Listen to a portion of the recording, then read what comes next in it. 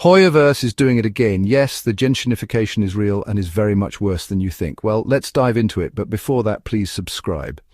At first glance, Honkai's narrative promised a balanced odyssey, a celebration of equilibrium, preservation, and a bountiful future. Yet beneath that glossy promise lurks an unsettling truth. The only abundance they're truly chasing is profit. Not the warmth of a thriving community or genuine player satisfaction, but cold, hard cash that keeps rolling in. The marketing spiel was nothing short of masterful. We were fed the idea that outdated characters were on their way out, that our voices were being truly heard, and that game balance was at the heart of every update.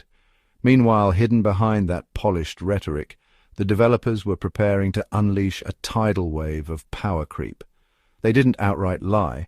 Instead, they meticulously chose their words to disguise a familiar bait-and-switch strategy. Remember when they promised to buff veteran characters?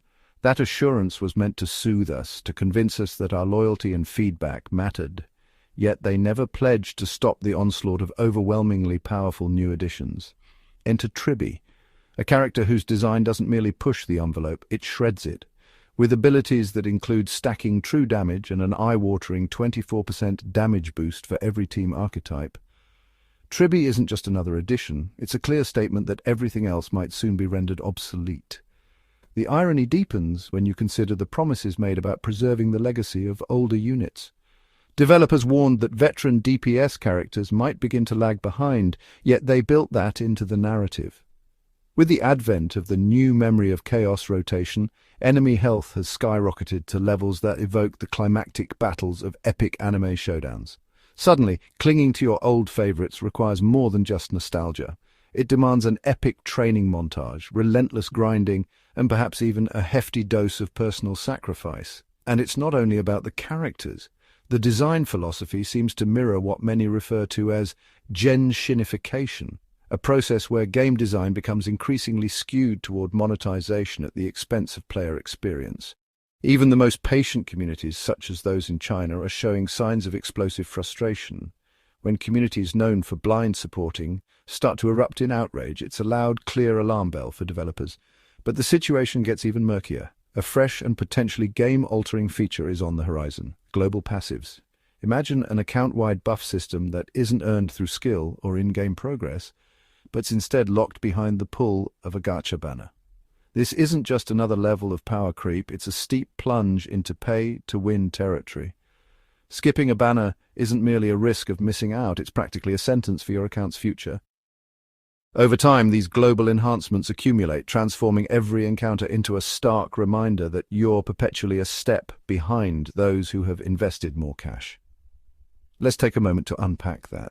Global passives essentially mean that no matter how hard you play or how much skill you muster, your account's overall strength is now tied to chance and spending power.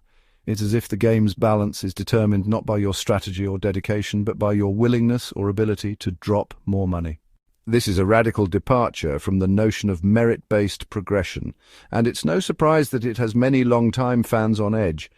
The strategy behind these moves is as audacious as it is disingenuous.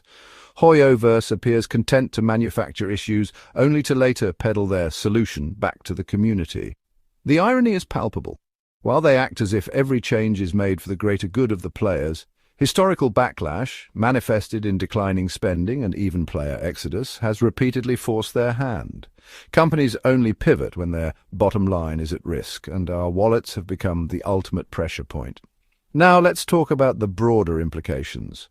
When developers lean too heavily on power creep, they risk turning a once-balanced game into a playground for profit-driven mechanics. The community becomes a battleground where newer, overpowered units consistently overshadow their older counterparts. This isn't just a minor inconvenience, it's a systemic issue that fundamentally alters the way the game is played and enjoyed. In essence, the cycle becomes self-perpetuating. More power creep leads to more frustration, which then justifies even more aggressive monetization strategies. Consider the cumulative effect of these changes over several updates. Today, it might be a new character that outshines the rest. Tomorrow, it could be a complete overhaul of core gameplay systems.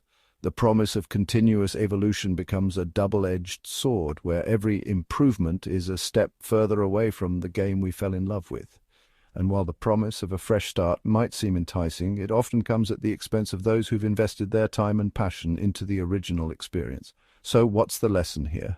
It's simple. Never let corporate spin silence your voice. When the state of the game begins to decline, resist the allure of hollow reassurances and aggressive censorship.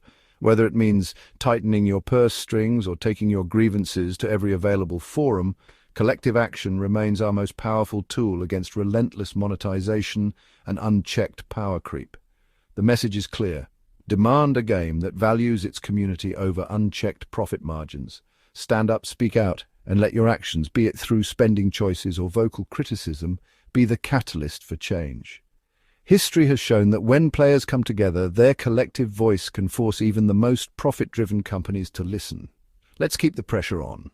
Whether it's on social media, in official forums, or even in the way we choose to spend our hard-earned money, every action counts. If silence is what they want, our refusal to be silent might just be the disruption they can't afford. Remember, the power lies in our unity and our unwavering commitment to a game that respects its community. In closing, while the Genshinification trend might seem inevitable, it doesn't have to be the end of the story. With persistent and vocal resistance, we can shape the future of our favorite games. So join the conversation, spread the word, and together let's reclaim the gaming experience from the clutches of unchecked monetization. Stay vigilant, stay vocal, and above all, vote with your wallet.